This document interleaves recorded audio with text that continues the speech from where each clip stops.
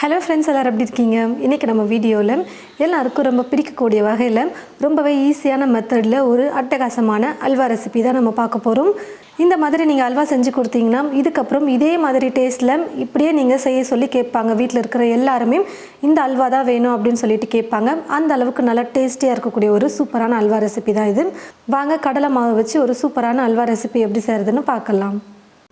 ஸ்டவ்வை பற்ற வச்சுக்கிட்டு ஸ்டவ் மேலே ஒரு கடாய் வச்சுருக்கேன். கடாய் நல்லா சூடு இருந்ததும் 2 ஸ்பூன் நெய் சேர்த்துக்கிறேன். நெய் நல்லா காஞ்சதுக்கப்புறமா ஒரு 10 முந்திரி எடுத்து 2ஆக உடச்சி வச்சுருக்கேன். அந்த முந்திரியை சேர்த்துட்டு நல்லா வறுத்துக்கலாம். நீங்கள் பார்த்தீங்கன்னா முந்திரி மட்டும் சேர்க்காமல் திராட்சை சேர்த்துக்கலாம், அதுக்கப்புறம் பாதாம், பிஸ்தா இந்த மாதிரி எது வேணாலும் சேர்த்துக்கலாம். நான் இப்போ வெறும் முந்திரி மட்டும் சேர்க்குறேன். உங்களுக்கு எல்லா ட்ரை ஃப்ரூட்ஸும் பிடிக்கும்னு நினச்சிங்கன்னா பாதாம், பிஸ்தா, உலர் திராட்சை எல்லாத்தையுமே இந்த நெய்யோடு சேர்த்து லைட்டாக வறுத்துக்கோங்க. முந்திரி பார்த்தீங்கன்னா ரொம்ப கலர் மாறுற வரைக்கும் நம்ம வறுக்க வேணாம், ஓரளவுக்கு லைட்டாக நம்ம வறுத்துக்கிட்டால் போதும். இப்போ முந்திரியை நான் எடுத்துடுறேன். முந்திரி எடுத்து ஒரு பிளேட்டில் வச்சதுக்கப்புறமா இப்போ கடாயில் பார்த்தீங்கன்னா 1.5 கப் அளவுக்கு நான் கடலை மாவு சேர்த்துக்க போகிறேன். கடலை மாவை சலிச்சு எடுத்து வச்சுருக்கேன். நான் எடுத்துருக்கிற கப்போட சைஸ் பார்த்தீங்கன்னா 250 மில்லி கப். இந்த கப்பில் 1.5 கப் அளவுக்கு கடலை மாவு சேர்த்துக்கிறேன். நீங்கள் உங்களுடைய வீட்டில் கிளாஸ்லேயோ இல்லை ஏதாவது ஒரு கப்போ எடுத்துக்கிட்டு அந்த கப்பில் நீங்கள் எல்லா பொருளையும் அளந்து எடுத்துக்கிட்டிங்கன்னா கரெக்டாக இருக்கும் அல்வா செய்கிறதுக்கு. கடலை மாவை சேர்த்ததுக்கப்புறமா ஸ்டவ்வை லோ ஃப்ளேமில் தான் வச்சுக்கணும். இதுக்கப்புறமா தீயை குறைச்சி வச்சுட்டே நம்ம நல்லா கடலை மாவை வறுத்துக்கணும். எந்த அளவுக்கு நல்லா வறுக்கிறோமோ அந்த அளவுக்கு மாவுடைய பச்சை மணம் போயிட்டு நல்ல ஒரு சூப்பராக மனம் வரும். அப்போ சாப்பிட்றதுக்கு ஸ்வீட் நல்லா இருக்கும். அந்த கடலை மாவுடைய பச்சை மணம் வராமல் இருக்கும்பொழுது தான் ஸ்வீட் சாப்பிட நல்லா இருக்கும். தீ ஃபுல்லாக வச்சிட்டோம்னா சீக்கிரமாக மாவு கருகிடும், கலர் மாறிடும். அதனால் லோ ஃப்ளேமில் வச்சுக்கிட்டே நம்ம நல்லா வறுத்துக்கலாம்.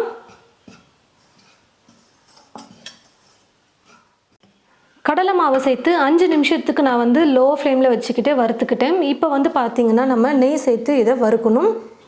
நான் 1/2 கப் அளவுக்கு நெய்யை உருக்கி எடுத்து வச்சுருக்கேன். இப்போ இந்த 1/2 கப் நெய்யில் ஒரு 3-4 ஸ்பூன் நெய் மட்டும் நம்ம கப்லேயே வச்சுக்கிட்டு மீதி எல்லா நெய்யும் மாவோட சேர்த்துக்கலாம். இப்போ நல்லா கலந்து கொடுத்துக்கலாம் நெய் சேர்த்ததுக்கப்புறமா. இப்போ பார்த்தீங்கன்னா நெய் சேர்த்ததுமே மாவு நல்லா கெட்டியாயிடுச்சு. ஆனால் நம்ம இன்னும் குக் பண்ண ரொம்ப இலக்கமாக ஆகிட்டு வந்துட்டே இருக்கும். கெட்டியான மாவு திரும்ப நல்லா இலகி வரும். அது வரைக்கும் நல்லா நம்ம குக் பண்ணிக்கலாம்.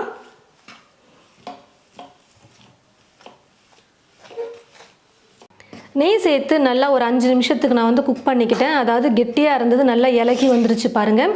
இந்த மாதிரி நல்லா இலக்கமாக வந்ததுக்கப்புறமா சர்க்கரையை சேர்த்துக்கலாம். குறைஞ்சது கடலை மாவை சேர்த்துட்டு நம்ம 10 நிமிஷமாவது வதக்கணும்.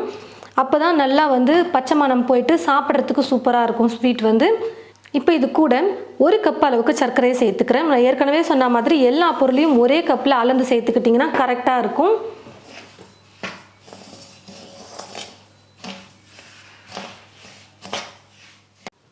சர்க்கரையை சேர்த்து நல்லா கலந்து கொடுத்ததுக்கப்புறமா இப்போ இது கூட பால் சேர்த்துக்கலாம்.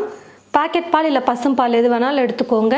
ஒருவேளை பால் சேர்க்க பிடிக்கலை அப்படின்னு நினச்சிங்கன்னா நீங்கள் தண்ணி கூட சேர்த்துக்கலாம். அதாவது மொத்தமாக 2 கப் அளவுக்கு இப்போ நான் பால் சேர்த்துக்கிறேன்.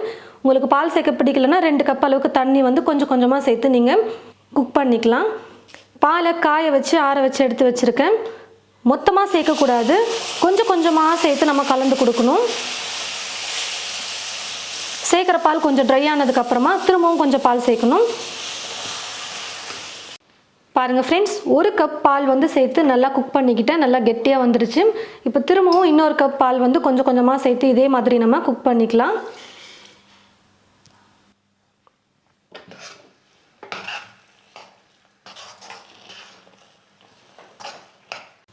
பாருங்கள் ஃப்ரெண்ட்ஸ், பால் 2 கப்பும் சேர்த்ததுக்கப்புறமா நல்லா குக் பண்ண இந்த மாதிரி நல்லா கெட்டியான பதத்துக்கு வரணும். இப்போ இது கூட நம்ம முன்னாடியே கொஞ்சமாக எடுத்து வச்ச நெய் இருக்குது பார்த்தீங்களா, அந்த நெய்யை சேர்த்துக்கலாம். 2 சிட்டிகை அளவுக்கு ஏலக்காய் தூள் சேர்த்துக்கிறேன். நல்லா மணமாக இருக்கும் அல்வா சாப்பிடும்பொழுது. நம்ம நெய்யில் வறுத்து வச்சு அந்த முந்திரியும் சேர்த்துக்கிறேன். இப்போ எல்லாத்தையும் சேர்த்து நல்லா கலந்து கொடுத்துக்கலாம்.